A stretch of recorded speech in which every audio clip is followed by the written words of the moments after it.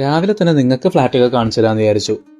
എണീറ്റപ്പോൾ തൊട്ട് അത്യാവശ്യം കോൾഡ് ഉണ്ടായിരുന്നു, പക്ഷെ എന്നാലും സാരമില്ല, എല്ലാം ഒന്ന് ചുറ്റി കാണിക്കാം. ഇതാണ് ഞാൻ താമസിക്കുന്ന ഫ്ലാറ്റ്. അതാണ് എൻ്റെ റൂം. ദേ ഈ കാണുന്നതാണ് എൻ്റെ ബെഡ്. എനിക്ക് കുറച്ച് ദിവസത്തേക്ക് ഇവിടെ ആയിരിക്കും. പിന്നെ ഒന്ന് പുറത്ത് പോയി വരാമെന്ന് വിചാരിച്ചു. താഴെ ഇറങ്ങിയ പൊടുക്കത്തെ ചൂട് ഒന്നും നോക്കിയില്ല, നേരെ മേലോട്ട്. എന്നാൽ പിന്നെ കുറച്ച് നേരം വർക്കൗട്ട് ചെയ്യാമെന്ന് വിചാരിച്ചു. ഇവിടെ നമുക്ക് ജിമ്മിലൊന്നും പോകാൻ പറ്റില്ല, കാരണം എൻ്റെ ഒരു ബ്ലൂ കോളർ ജോബാണ്.